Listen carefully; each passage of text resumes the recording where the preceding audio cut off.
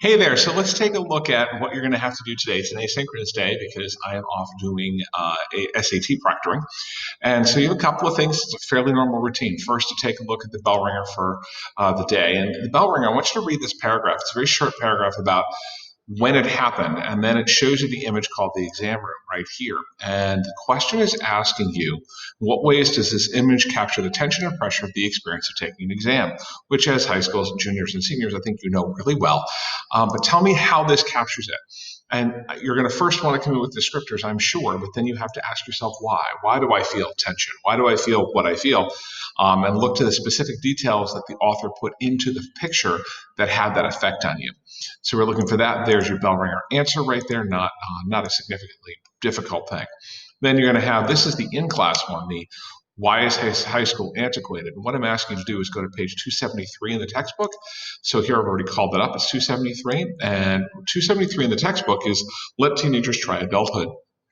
It's an interesting conversation because it actually proposes this radical idea that we end high school 2 years early. And what if your high school education ended at sophomore year and then off you went to adulthood or college? It'd be a very interesting conversation to see what that turned into. And when you have comments to make in this, I'm going to ask you to hit this Padlet. I have three questions that you need to answer. You need to answer all three of those questions right here. Do you agree, or how persuasively does he prove his conviction? Which part of Botstein's reasoning do you find the strongest? And is it still relevant today? I'm looking to see three comments from you. All right, and that's what we're looking at as a result of all of this.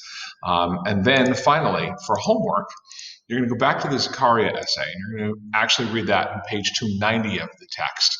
So you're going to jump ahead. I'll just close this off here, and I'll go right down here, and I'll take you to 290. And 290 should take us right to this in defense of a liberal education.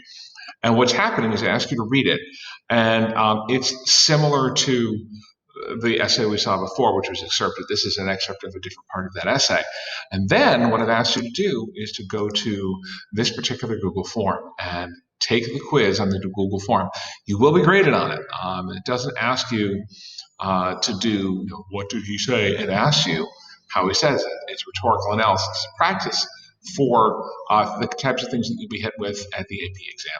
So that is your work today. You have today in class to work on. It's all due by Friday morning. All right, thanks so much for watching. Good luck.